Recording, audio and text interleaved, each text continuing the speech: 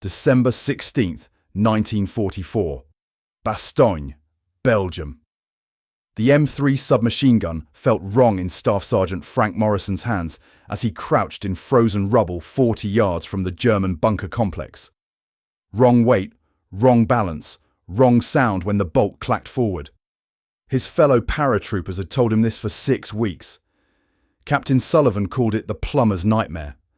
Lieutenant Hayes called it stamped metal garbage. When Morrison unpacked the weapon at Camp Forest in Tennessee back in September, the company armourer asked if he was planning to fix toilets or fight Germans. The thing weighed 8 pounds loaded with a 30-round magazine. It looked like something assembled in a high school shop class.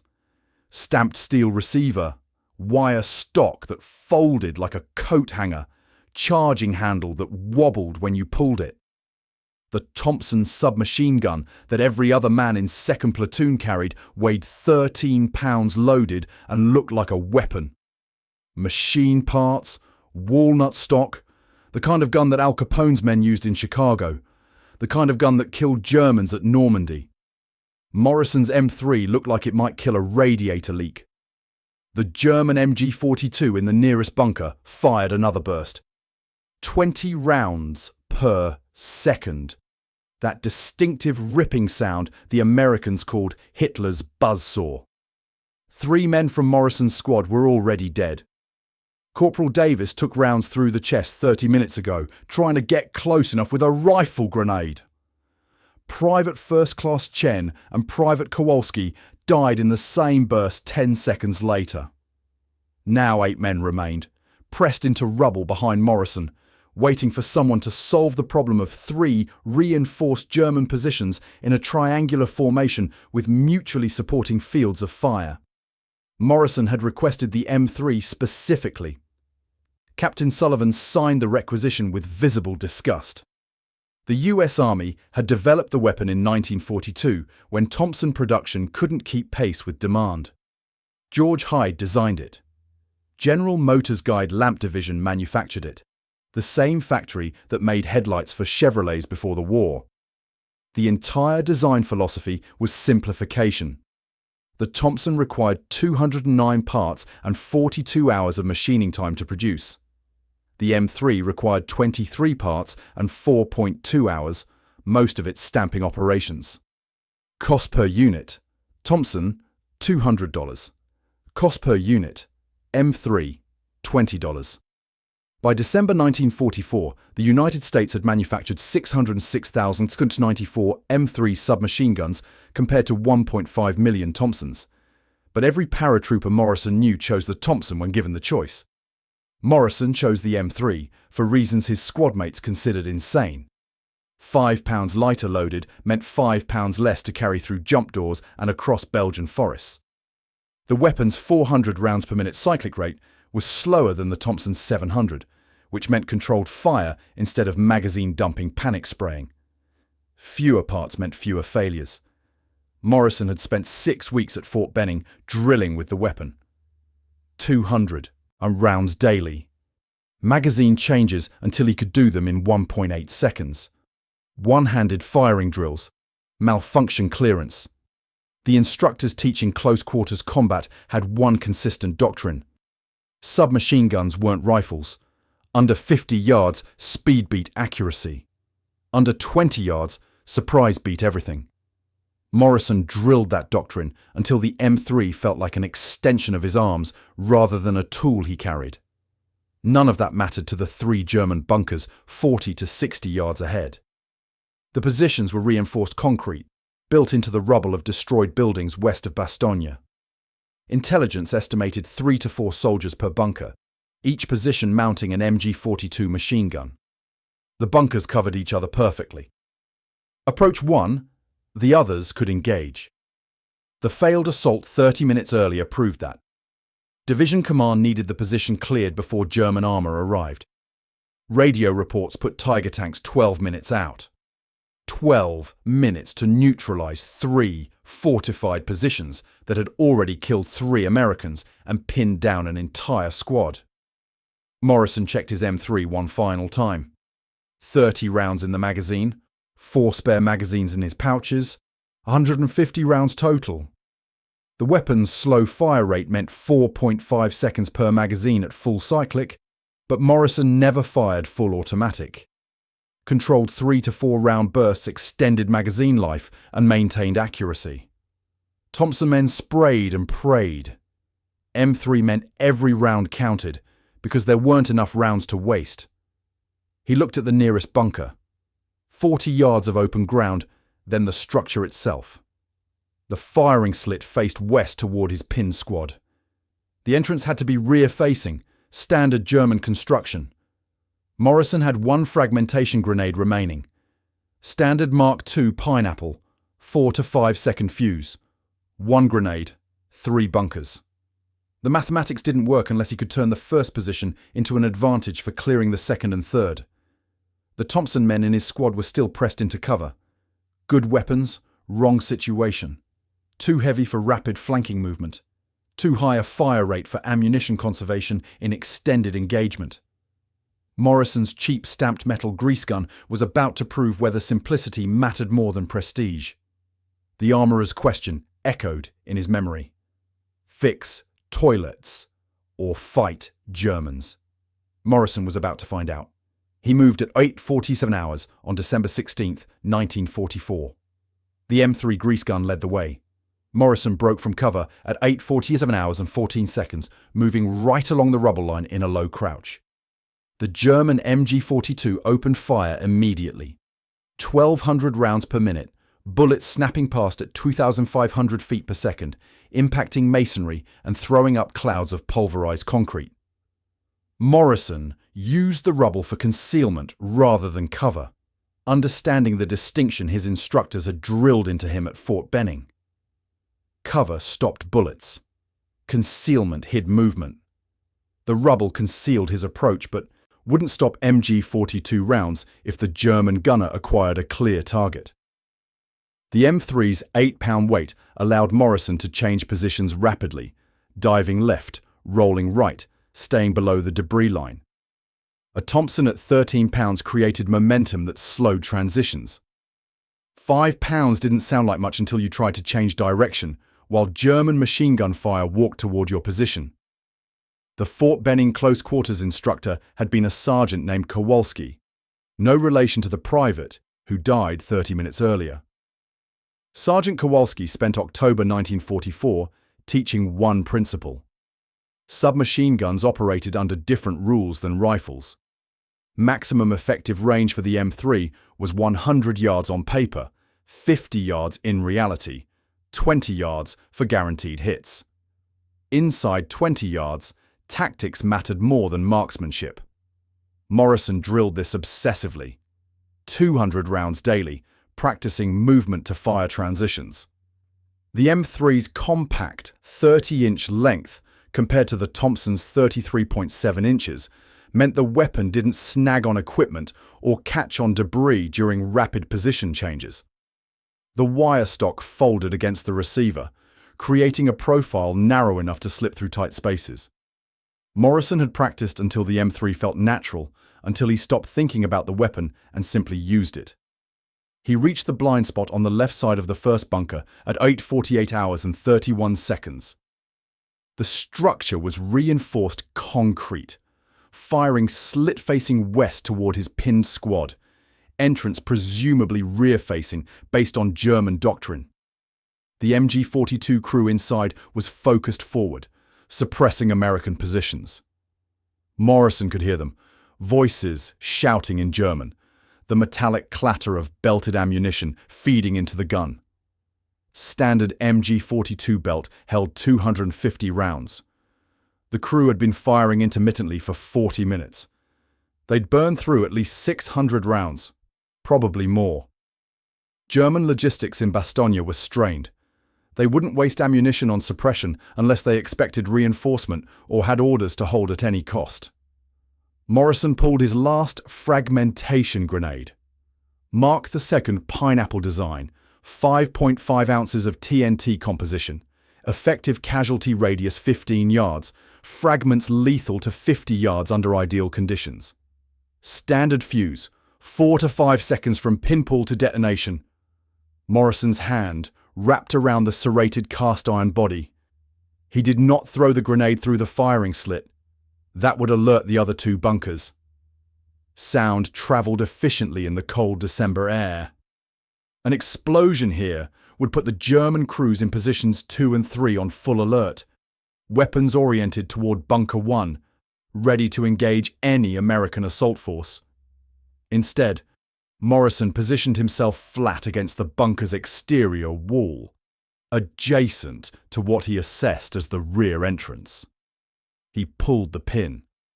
The spoon released with a metallic click. Morrison counted to 2 Mississippi, then dropped the grenade around the corner into the entrance. He pressed himself against the wall. The detonation came at 08:48 hours and 47 seconds. Concussion wave, fragmentation spray, smoke billowing from the entrance. Morrison counted 2 seconds for the overpressure to dissipate, then moved. He entered through smoke at 08:48 hours and 49 seconds. The bunker interior was 8 feet deep, 6 feet wide, ceiling 7 feet high. 4 German soldiers. 2 dead from fragmentation, bodies crumpled near the MG-42 position. 2 stunned, ears bleeding from overpressure, reaching for weapons with uncoordinated movements. Smoke filled the confined space. The single lantern that had provided illumination was extinguished. Morrison's eyes adjusted from bright exterior to dim interior in the 2 seconds he'd waited outside. The German's eyes were adjusting from lantern light to smoke-filled darkness while recovering from concussion. Morrison's M3 was already shouldered. Right hand on pistol grip, left hand supporting the forearm, wire stock extended and pressed into his shoulder. The first stunned German soldier was 6 feet away, turning toward the entrance, MP-40 submachine gun in hand. Morrison fired a 3-round burst at 8:48 hours and 51 seconds. The M3's blowback action was simple physics. Bolt mass, recoil spring tension, chamber pressure. No gas system to fail, no complex timing mechanisms. 3 rounds of 45 ACP ammunition, subsonic velocity, 830 feet per second. The German soldiers sent a mass. The man dropped. The second German was reaching for a Luger pistol on the table next to the MG-42 position, 7 feet from Morrison. Morrison adjusted his point of aim and fired a 4-round burst at 08:48 hours and 53 seconds.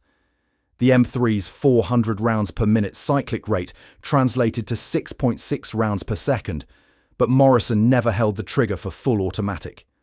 Controlled bursts. The weapon's simple blowback design and .45 ACP's subsonic velocity created minimal muzzle climb. The 4 rounds impacted in a 6-inch group. The second German soldier fell.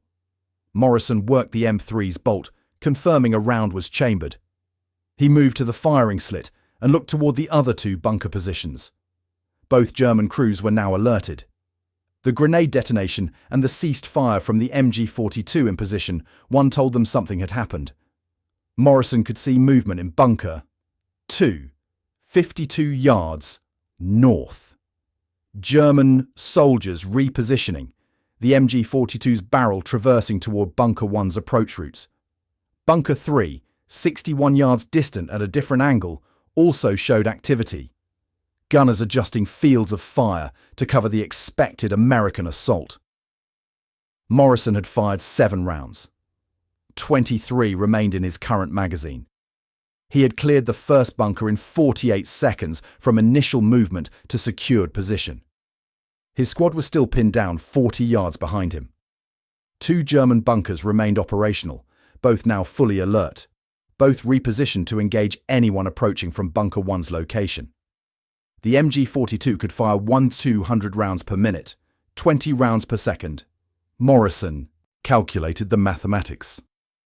52 yards to Bunker 2 at maximum sprint speed of 15 miles per hour meant 8 seconds of exposure. 160 rounds minimum would be fired at him during that crossing. The German gunners wouldn't miss at 52 yards with a belt-fed machine gun.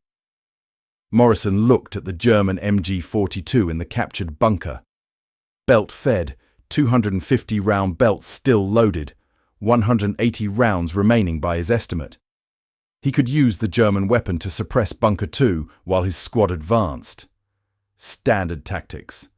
Secure Position 1. Use its weapons to support assault on Position 2. But Morrison had trained for 6 weeks on the M3. He knew its manual of arms, its reload procedures, its malfunction drills. The MG-42 was a superb weapon, but Morrison had perhaps 30 seconds to figure out German operating procedures versus immediate employment of a weapon he could operate in his sleep. Speed mattered. The German armour was 11 minutes out now, maybe less. Morrison made his decision.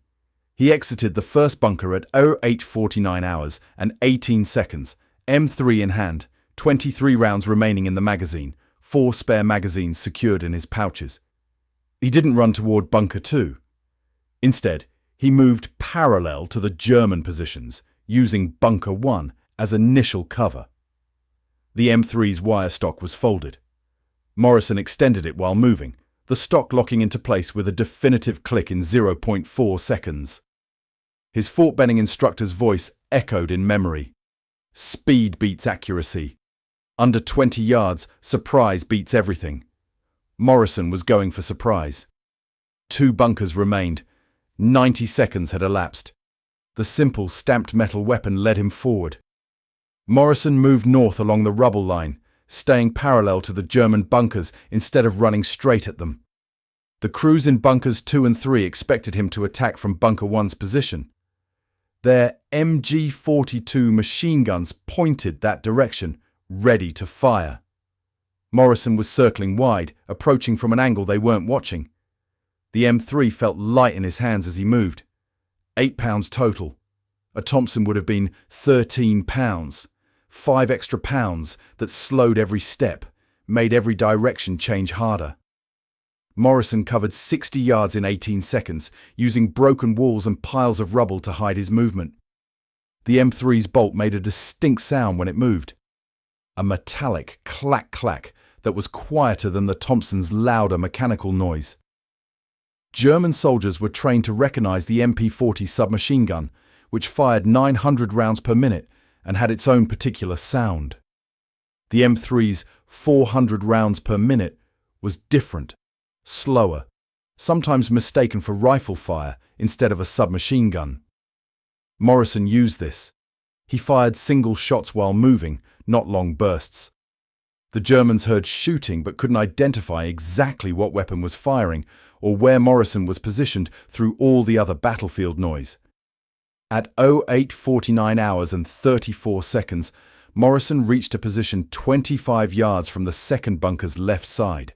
Between him and the bunker was open ground. No cover, no concealment, just frozen dirt and scattered debris. Morrison had 23 rounds remaining in his magazine. He made a decision. He would fire short bursts while running, keeping the German crew's heads down, then reach the bunker wall before they could react effectively. Morrison broke from cover at 08:49 hours and 38 seconds, sprinting at full speed toward the bunker. He was moving at 15 miles per hour, which translated to 22 feet per second, while carrying 40 pounds of combat equipment. The distance was 25 yards, which meant 75 feet, which meant 3.4 seconds of running time if nothing slowed him down. The German MG-42 gunner inside the bunker spotted the movement. The gunner began swinging the heavy machine gun on its tripod mount toward Morrison's running form. An MG-42 on a tripod took 2.3 seconds to traverse 90 degrees. The German had to swing maybe 60 degrees to aim at Morrison. At 08:49 hours and 39 seconds, halfway through his sprint, Morrison fired a 3-round burst while still running. The M3 barked 3 times. 20 rounds remained in the magazine. The burst didn't hit anyone, but forced the German gunner to duck instinctively. That half second of ducking delayed the gunner's aim. At 8:49 hours and 40 seconds, the German completed his traverse and put his finger on the trigger. At 8:49 hours and 41 seconds, the MG-42 opened fire. 1,200 rounds per minute, 20 rounds per second. The stream of bullets snapped through the air behind Morrison, hitting the ground 6 feet behind him. The German gunner had calculated the wrong lead angle, aiming where Morrison had been instead of where Morrison was going. Morrison reached the bunker's exterior wall at 08:49 hours and 41.4 seconds and pressed himself flat against the concrete. The MG-42 was still firing, but couldn't angle down far enough to hit a target pressed against the bunker's own wall. Morrison was breathing hard. His heart hammered. He had 20 rounds left in his current magazine and 4 full magazines in his pouches. That was 140 total rounds remaining. The bunker entrance was 8 feet to his right, around the corner. At least 3 German soldiers were inside, now fully alert and ready. Morrison needed to change magazines before entering. The M3's magazine release was a simple button. Press it, the magazine dropped free. Insert a new magazine, and if the bolt was locked back, pull the charging handle to chamber a round. A trained operator could do this in 2.1 seconds. Morrison had drilled the procedure until his average time was 1.8 seconds. But he would be exposed while moving to the entrance. He had to change the magazine while moving, doing both actions simultaneously. At 08:49 hours and 47 seconds, Morrison pushed off the wall and moved toward the entrance while reaching for a fresh magazine. His left hand hit the magazine release. The partially empty magazine fell. His right hand kept the M3 pointed forward. His left hand pulled a fresh 30-round magazine from his pouch and guided it into the magazine well. The magazine seated with a click.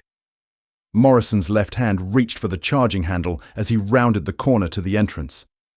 A German soldier stood in the entrance, 4 feet away, facing outward with an MP-40 submachine gun raised and ready. Morrison's M3 had a fresh magazine inserted, but the bolt wasn't charged yet. No round in the chamber. The German's MP-40 was ready to fire immediately.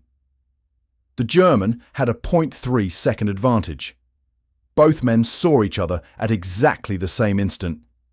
The M3 used an open bolt design. This meant when Morrison pulled the trigger, the bolt would release, move forward, strip around from the magazine, and fire it all in one continuous action.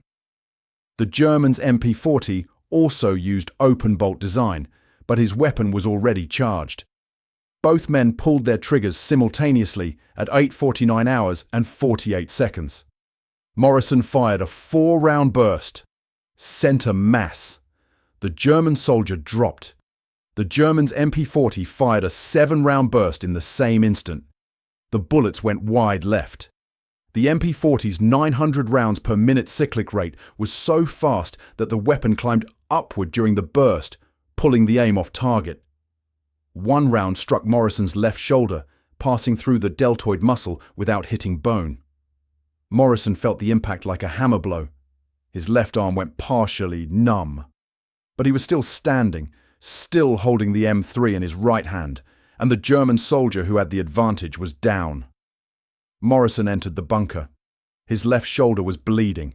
He could feel warm blood running down inside his uniform. His left arm still worked, but felt weak and uncoordinated.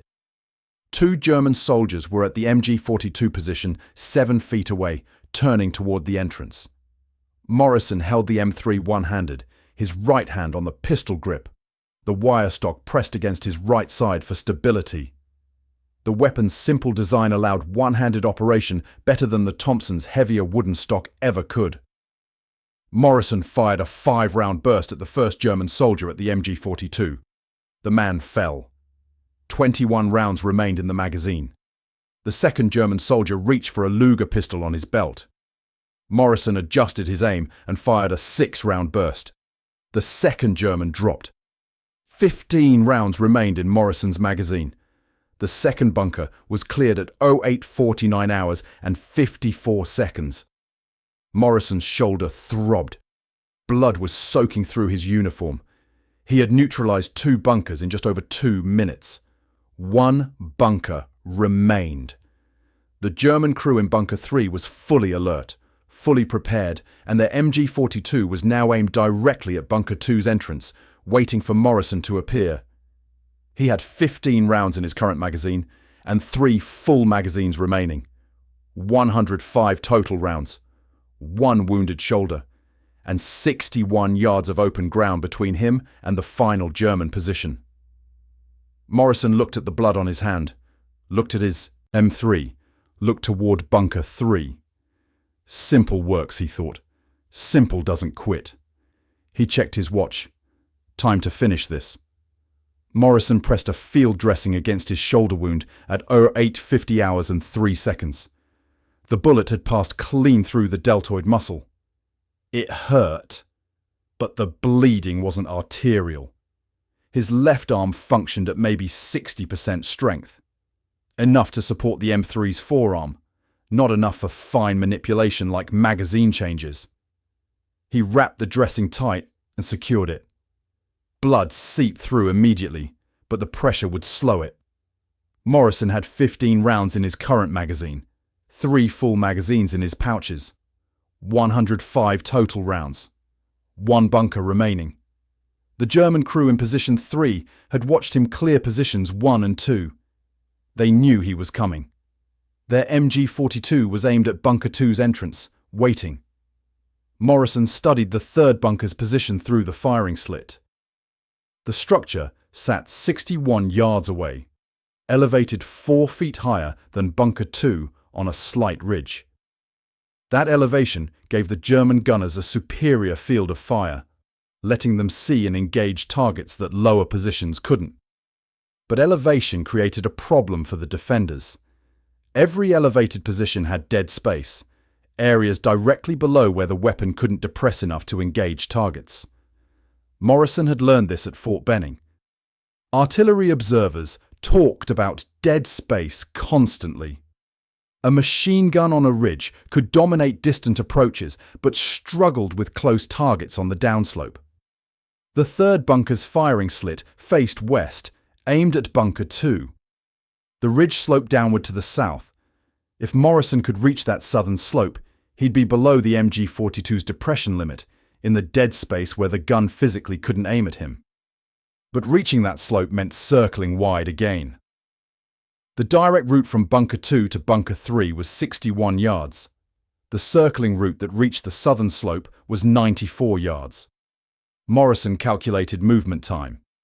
94 yards at combat movement speed, staying low, using whatever cover existed, would take approximately 38 seconds.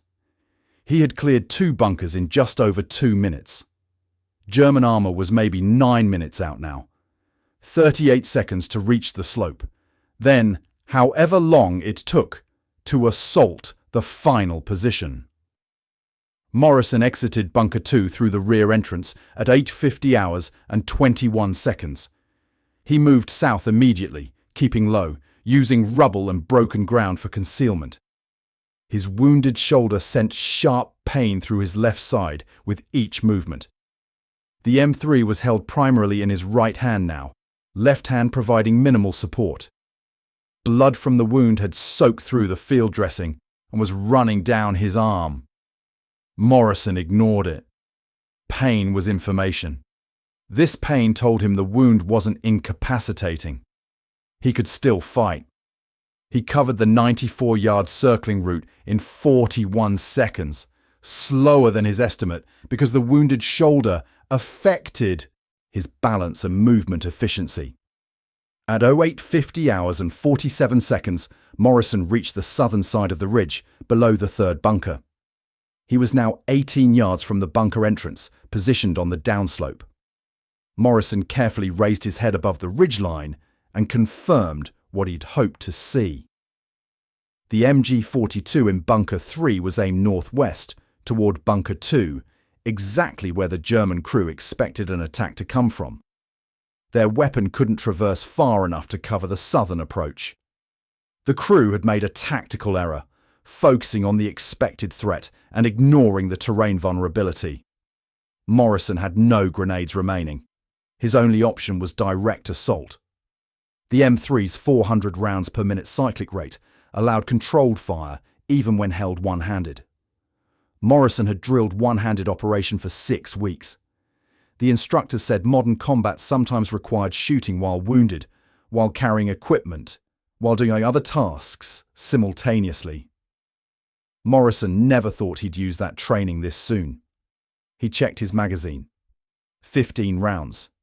Enough for initial contact, but he'd need to reload during the assault. Magazine changes with a wounded left hand would take longer. Morrison estimated 3.8 seconds instead of his usual 1.8 seconds. That extra 2 seconds could be fatal if German soldiers were shooting at him during the reload. At 8:50 hours and 53 seconds, Morrison made his decision.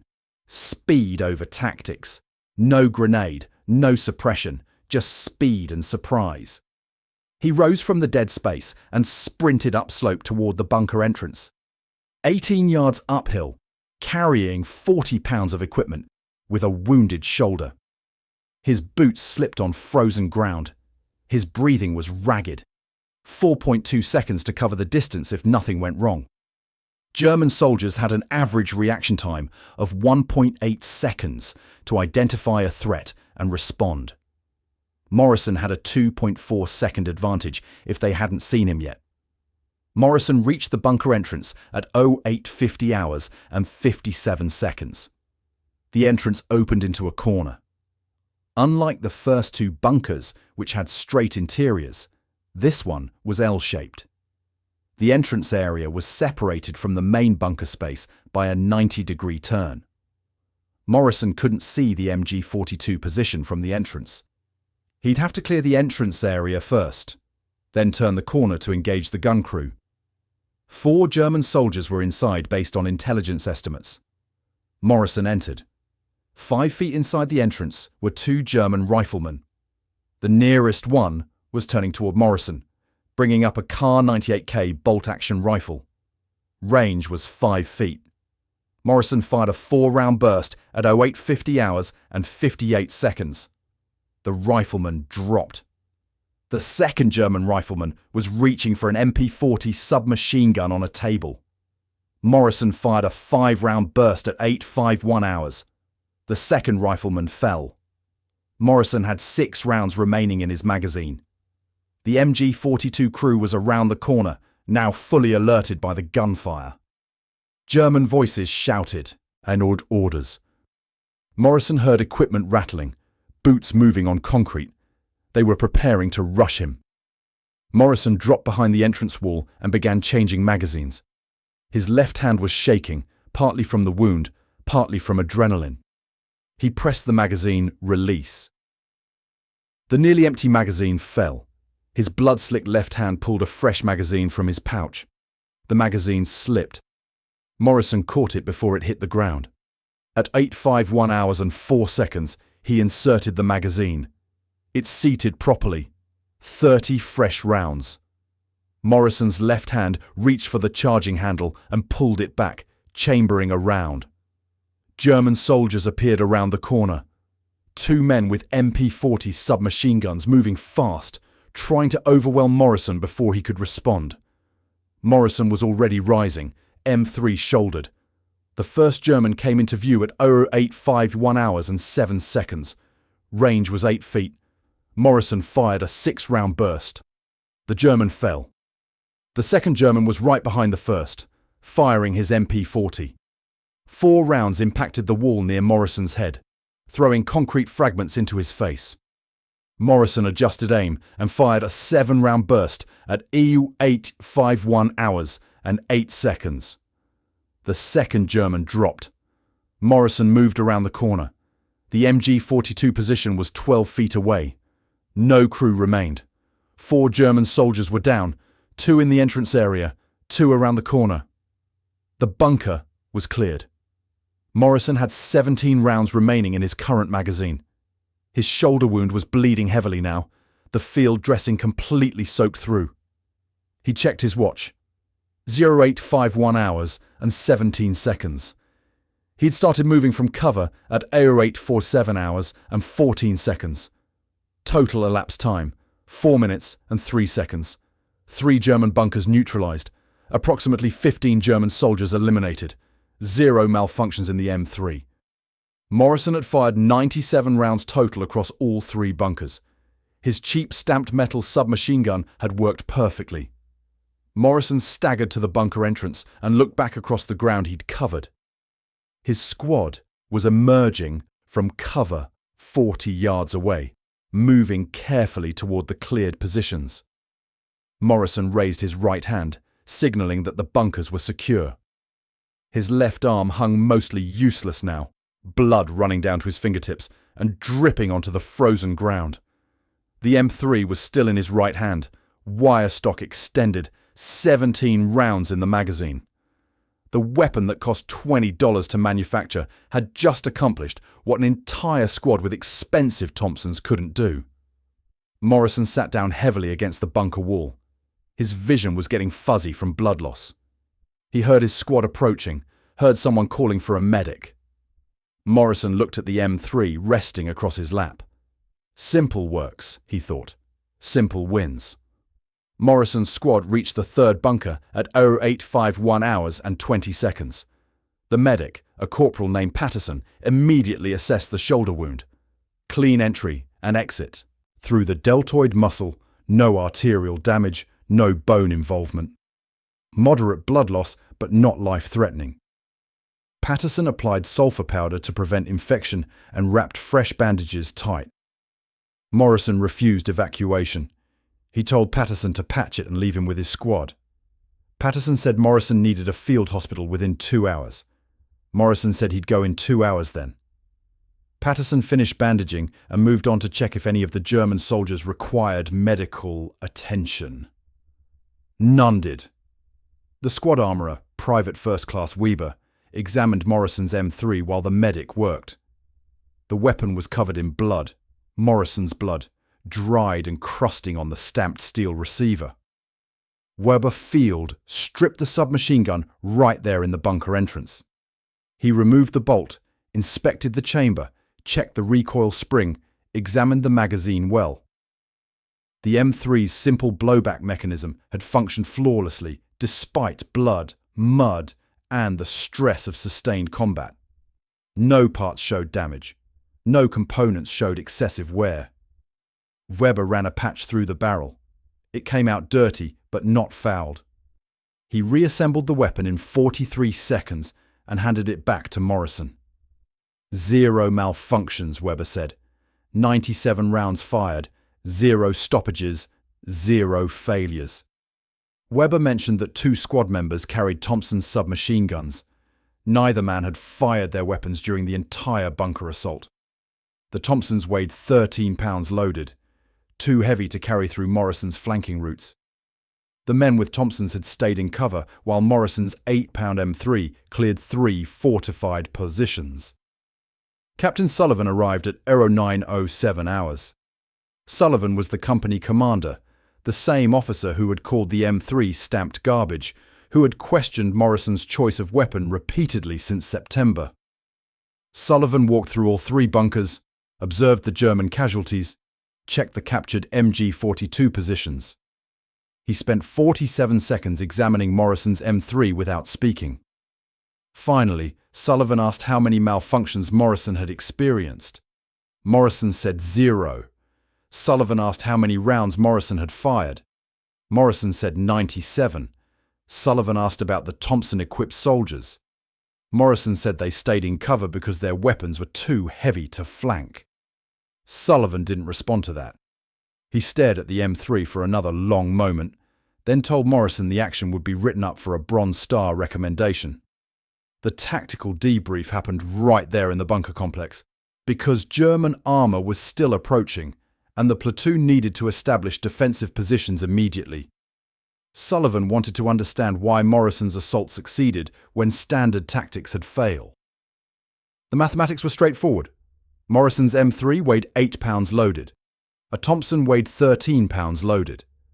That 5-pound difference multiplied across 180 yards of total movement during the assault. Morrison had covered approximately 180 yards through his circling approaches and sprints. Carrying a Thompson would have added 35 to 40 seconds to his movement time, enough delay for German crews to react effectively, reposition weapons, coordinate defensive fires. The weight advantage wasn't trivial. It was decisive. The rate of fire difference mattered equally. The M3 fired 400 rounds per minute. The Thompson fired 700 rounds per minute. Morrison had fired 97 rounds across 3 bunkers during approximately 14.5 seconds of actual trigger time. Those 97 rounds produced 15 confirmed enemy casualties. That was 6.5 rounds per enemy casualty. Army Ordnance Department statistics from 1944 showed Thompson's submachine gun users in close combat averaged 24 rounds per enemy casualty. The Thompson's higher rate of fire encouraged panic shooting, full magazine dumps, uncontrolled automatic fire. Morrison's M3 averaged 4.8 rounds per burst, controlled fire, aimed shots. The slower cyclic rate forced discipline. Every round counted because there weren't enough rounds to waste. The simplicity factor was harder to quantify, but equally important. The Thompson had 209 parts. The M3 had 23 parts. Morrison's weapon had functioned flawlessly in muddy, bloody conditions. When Morrison changed magazines with a wounded left hand, the M3's simple magazine release and insertion process worked despite compromised dexterity.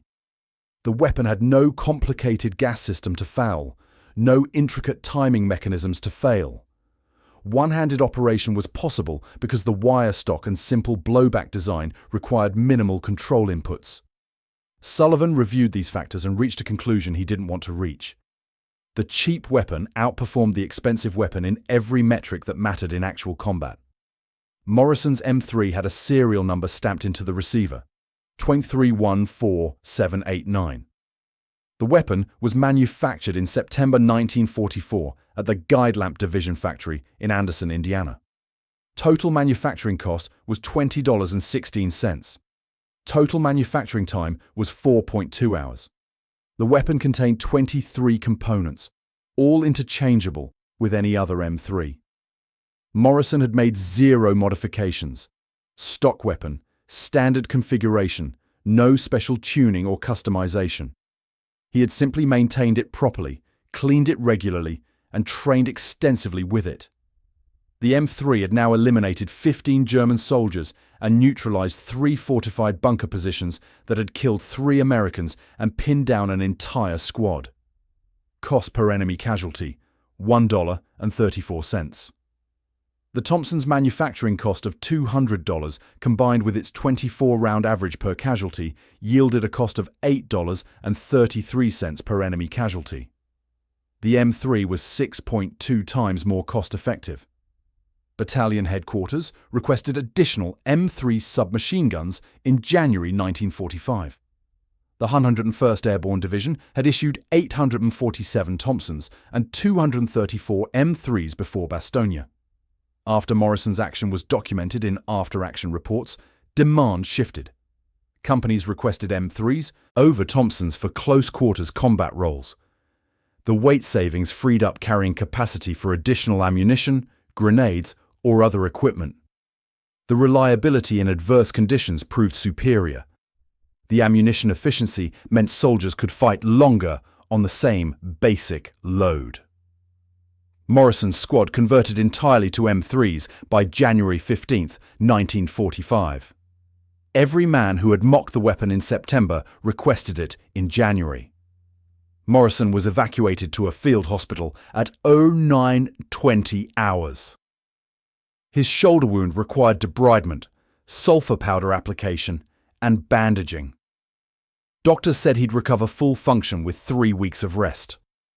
Morrison returned to the 101st Airborne on January 8, 1945, with 15% reduced range of motion in his left shoulder, but no impact on combat effectiveness. he continued carrying M3 serial number 2314789 through the remainder of the war. The weapon never malfunctioned. Morrison participated in 11 additional engagements between January 9 and February 15, 1945. He fired 387 additional rounds. Total combat rounds through that specific M3, 484 rounds.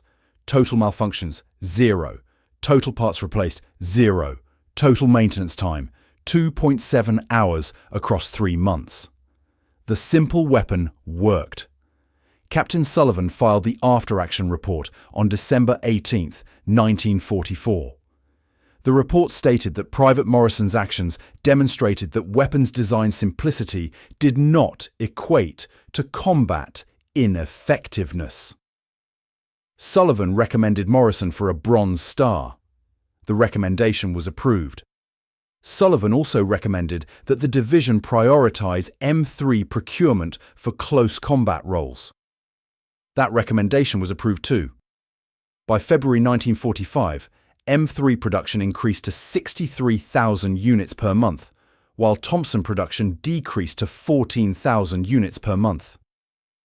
The cheap stamped metal grease gun had proven itself in the only test that mattered. It worked when soldiers' lives depended on it working.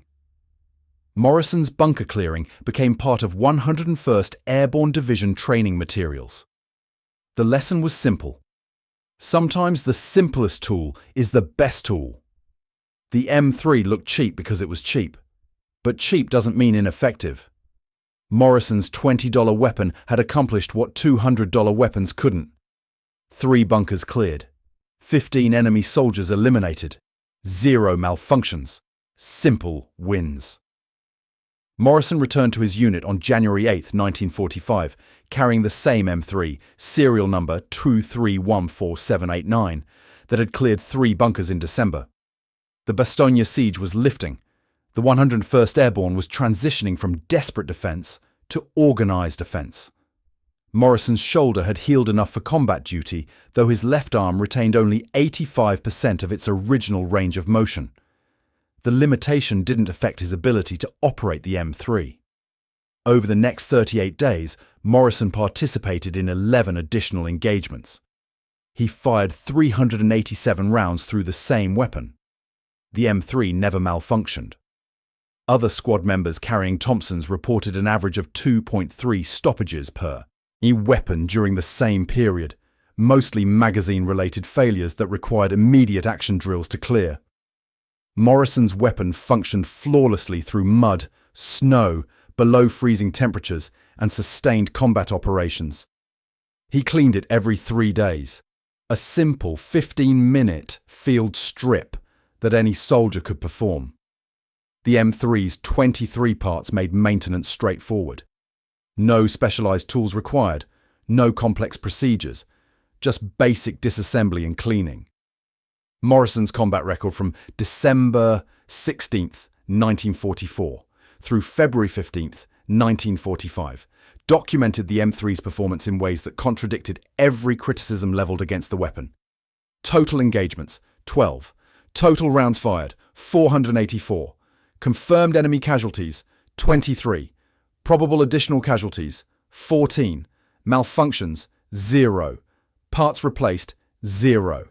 Total maintenance time, 2.7 hours across 3 months of combat operations.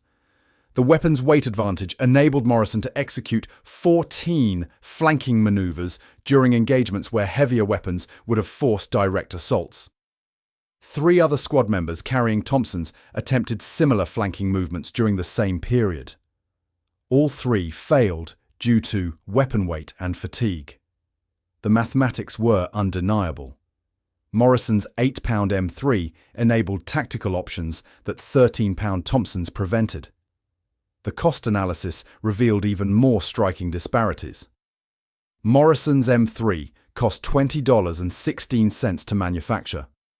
His 23 confirmed enemy casualties translated to 88 cents per casualty. Squad members carrying Thompsons, using Army Ordnance Department averages for close combat effectiveness, achieved enemy casualties at a cost of $7.14 per casualty. The M3 was 8.1 times more cost-effective. These numbers appeared in February 1945 101st Airborne Division after-action reports. Battalion commanders began requesting M3s over Thompsons. By March 1945, the U.S. Army Ordnance Department was conducting field interviews with M3 users across multiple divisions. Morrison was interviewed by an Ordnance Lieutenant Colonel on April 12, 1945. The interview transcript preserved Morrison's assessment. He stated that the grease gun saved his life because it was light enough to carry where he needed to go and reliable enough to fire when he needed it to fire. The Thompson was a fine weapon, Morrison said, but fine didn't matter if it was too heavy to bring to the fight. American M3 production from 1943 through 1945 totaled 706,000 units. The M3 and its improved variant, the M3A1, used 4,142 fewer tons of steel than equivalent Thompson production would have required. Manufacturing the M3s instead of Thompsons saved 26,686,800 labor hours. That freed factory floor space equivalent to 14 additional medium tank production lines. Those resources were redirected to M1 Garand rifle production, artillery shell manufacturing, and aircraft component production. The M3's simplified design represented a fundamental shift in American weapons philosophy. German military doctrine emphasized precision engineering and complex manufacturing. The MP-40 submachine gun required 36 parts and 7.2 hours of manufacturing time. The StG-44 assault rifle required 47 parts and 14 hours. German Tiger tanks required 26,000 parts and 300,000 man-hours to produce. America chose different principles: good enough engineering, mass production, reliability over perfection. The M3 required 23 parts and 4.2 hours. The M1 Garand required 65 parts and 16 hours, still simpler than equivalent German rifles. The Sherman tank required 8,000 parts and 10,000 man-hours. America produced 49,234 Shermans. Germany produced 1,347 Tigers. Morrison's bunker clearing was a microcosm of this larger industrial reality. The simple weapon defeated the complex fortifications through volume, reliability, and practical effectiveness. Morrison was discharged in September 1945 with the rank of Staff Sergeant. His decorations included a Bronze Star for the bunker clearing action, a Purple Heart for the shoulder wound, and a Combat Infantryman badge.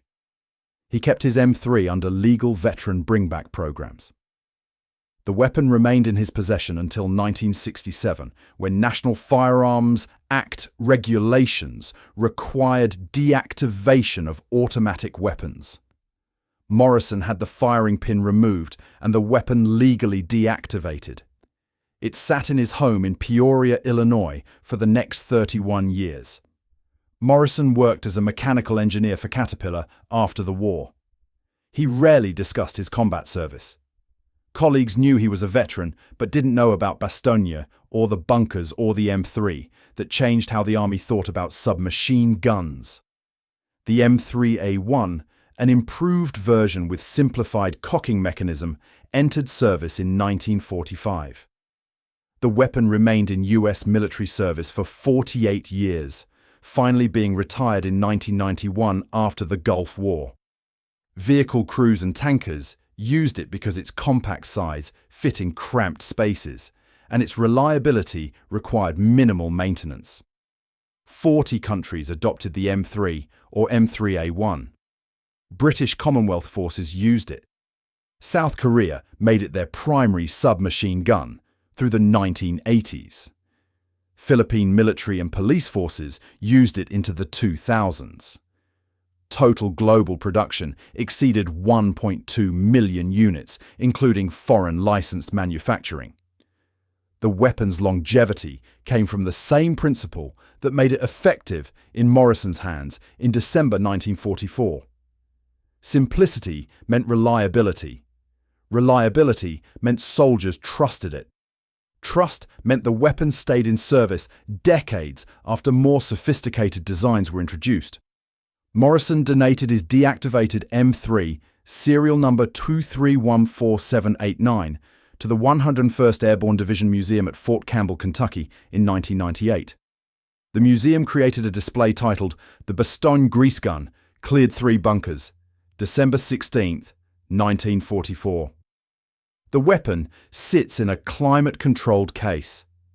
Bloodstains remain visible on the wire stock and receiver.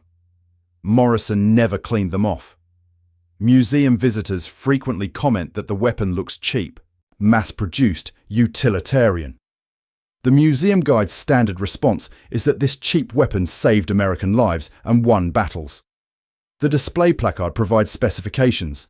Manufactured September 1944, cost $20.16, 23 parts, 0 malfunctions in combat, 484 rounds fired, 23 confirmed enemy casualties. Morrison died in March 2008 at age 87 in Peoria, Illinois. His obituary mentioned his World War II service with the 101st Airborne and his decorations. It didn't mention the bunkers. Morrison had discussed the action perhaps a dozen times in 63 years. At his funeral, a fellow veteran said Morrison always maintained that wars were won by soldiers who showed up with weapons that worked, not weapons that impressed. That principle defined Morrison's choice in September 1944 when he requested an M3 instead of a Thompson. It defined his success in December 1944 when that choice proved correct. And it defined the M3's legacy. The weapon that looked like stamped garbage proved more effective than the prestigious alternative. 3 bunkers cleared in 4 minutes. 15 enemy soldiers eliminated. 97 rounds fired. 0 malfunctions. 1 wounded soldier with 1 simple weapon accomplished what standard tactics couldn't. The M3 cost $20.